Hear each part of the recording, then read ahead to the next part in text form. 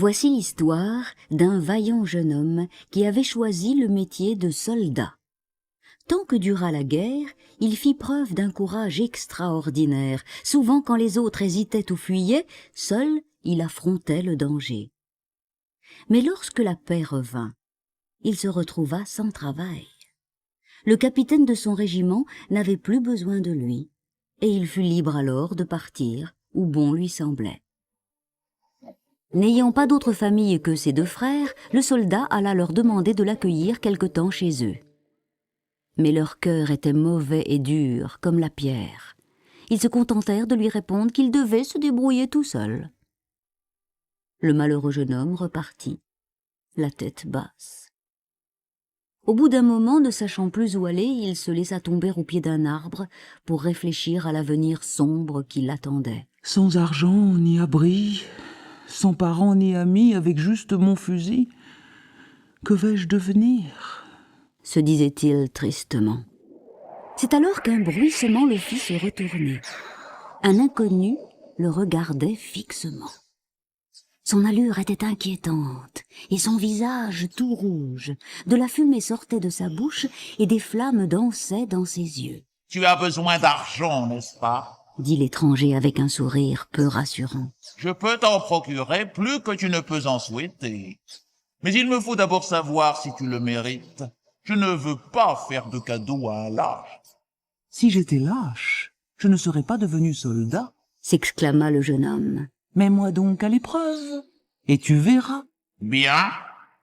Alors, regarde derrière toi. » lui dit le mystérieux personnage. Le soldat vit un ours énorme, la gueule grande ouverte, toute griffe dehors, qui fonçait sur lui. Il saisit prestement son fusil, tira un seul coup, et la terrifiante bête s'écroula, tuée net.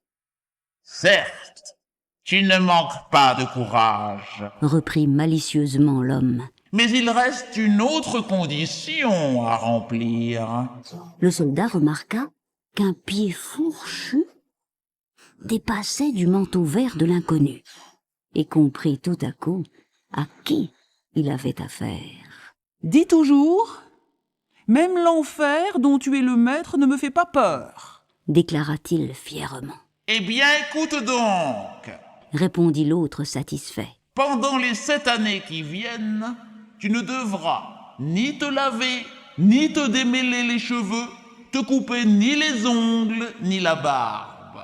Fais ce que je t'ordonne et tu vivras libre et riche jusqu'à la fin de tes jours. Par contre, si tu désobéis, ta vie m'appartiendra. » Le jeune homme pensa qu'il n'avait pas le choix et accepta. Le diable, car c'était bien lui, donna alors son habit vert au soldat en disant « Aussi longtemps que tu porteras ce vêtement, tes poches seront pleines d'or, même si tu le dépenses sans compter. » Il dépouilla ensuite l'ours de sa peau et la tendit au jeune homme. « Elle ne devra jamais te quitter. Elle te servira de manteau le jour et de couverture la nuit. Et maintenant, au revoir, peau d'ours !» lança-t-il avec un éclat de rire sinistre, puis dans un tourbillon de fumée rougeâtre, il disparut. Intrigué, le jeune homme enfila l'habit vert, plongea la main dans une poche. Le diable n'avait pas menti, elle était remplie d'or. Il se couvrit ensuite de la peau d'ours et s'en alla plein d'espoir. Pendant toute une année, grâce à ses inépuisables richesses, sa vie ne fut plus que plaisir et somptueuses fêtes. Cependant, dès la 2e année, son apparence devint de plus en plus repoussante. Ses cheveux sales lui descendaient jusqu'à la taille, ses ongles longs étaient crochus et une barbe épaisse envahissait presque entièrement son visage crasseux. Seuls ses yeux et sa voix étaient reconnaissables. À la 3e année, il avait l'air d'un monstre, et bien qu'il distribuât toujours généreusement son argent, les gens s'enfuyaient à sa vue et à son odeur. Il lui arrivait souvent que les aubergistes se fassent prier pour l'accueillir. Pourtant, il leur proposait toujours plusieurs poignées d'or. Certains ne voulaient même pas le laisser dormir dans l'écurie de peur qu'il n'effraie les chevaux. Ainsi un soir, au cours de la 4e année, l'un d'eux n'accepta de lui donner une chambre qu'après lui avoir fait payer 4 fois le prix qu'elle valait. Assis sur son lit, Peau d'ours se disait en soupirant que ces 7 années lui paraissaient bien longues lorsqu'il entendit des gémissements dans la pièce d'à côté. Comme il était charitable, il ouvrit vite la porte et vit un homme sangloter. Dès qu'il s'avança pour lui venir en aide, celui-ci, pris d'épouvante, tenta de s'échapper, mais la voix amicale de Peau d'ours le rassura si bien qu'il resta et finit par lui confier la cause de son chagrin. « Quel malheur! Je suis si pauvre que mes chères filles vont mourir de faim. Et je ne peux rien faire. Rien. Je n'ai même plus un sou pour payer l'aubergiste. Sûr qu'on va me jeter en prison. » « Si ce n'est que cela, tranquillisez-vous, S'exclama Peau d'ours. je vais vous tirer d'affaire. » Et aussitôt il lui offrit une bourse débordant de pièces d'or. « Vous êtes mon sauveur.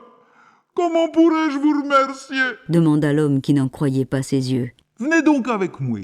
Je vais vous présenter mes filles. Et peut-être bien que l'une d'elles vous plaira. Vous avez l'air un peu étrange, mais le mariage aura tôt fait de vous donner meilleure mine. Et Peau d'ours, ravi, suivit l'homme jusque chez lui. La fille aînée, en le voyant arriver, poussa un cri de terreur et s'enfuit à toutes jambes. La seconde recula, et en frissonnant de dégoût s'écria « Pouah! Quelle créature répugnante! Je préfère encore l'ours déguisé en homme que nous avons vu à la foire l'autre jour !»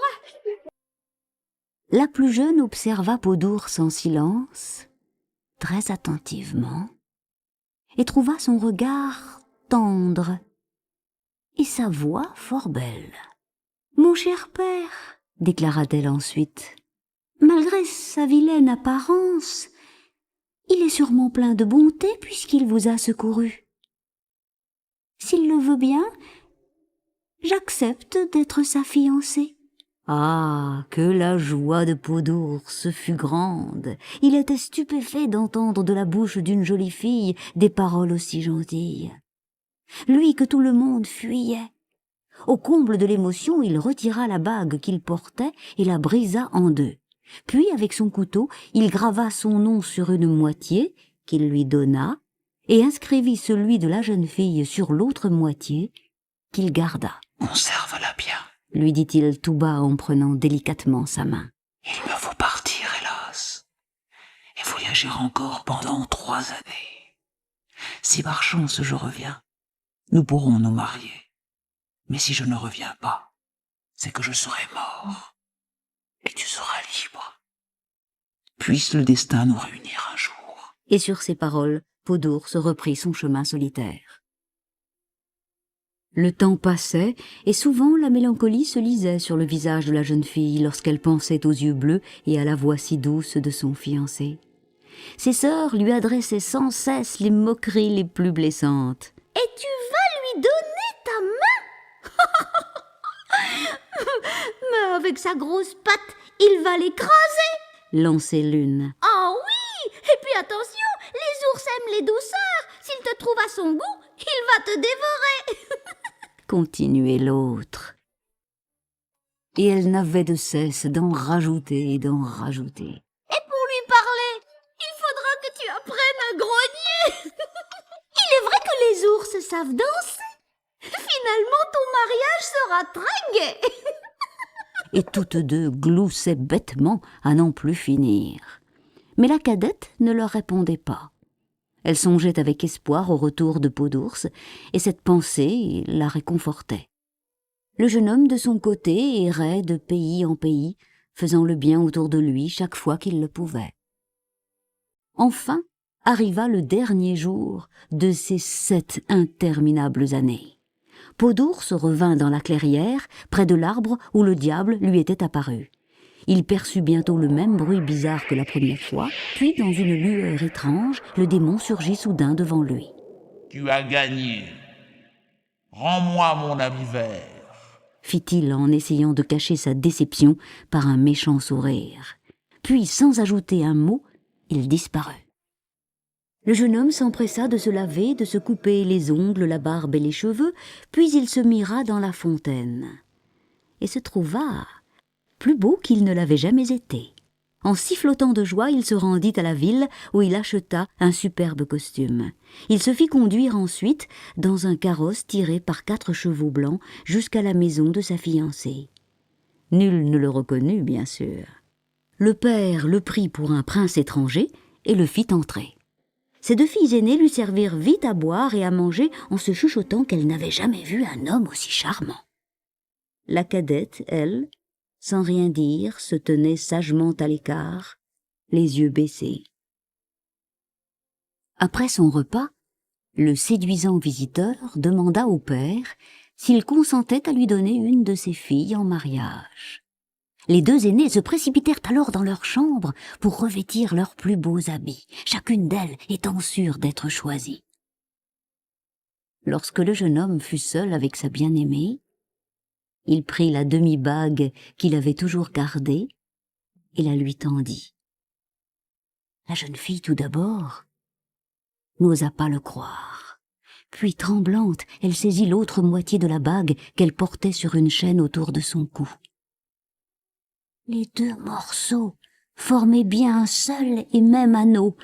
Elle en fut bouleversée. Eh oui, c'est bien moi, l'homme à la peau d'ours que tu as eu la bonté d'accepter pour fiancé. Et que penses-tu de lui maintenant, qu'il a retrouvé son vrai visage? Pour toute réponse, la jeune fille se jeta dans ses bras, et tous 2, très émus, échangèrent leur premier baiser. Quand les 2 sœurs aînées revinrent, elles comprirent avec stupeur ce qui s'était passé. Folles de jalousie, elles préférèrent retourner dans leur chambre, cacher leur honte et leur rage, et elles y restèrent jusqu'à la fin des noces de leur jeune sœur. Celle-ci vécut très heureuse avec son mari, et se félicita toute sa vie de ne pas s'être fiée aux apparences, et d'avoir compris que sous une affreuse peau d'ours pouvait se cacher le plus noble des cœurs.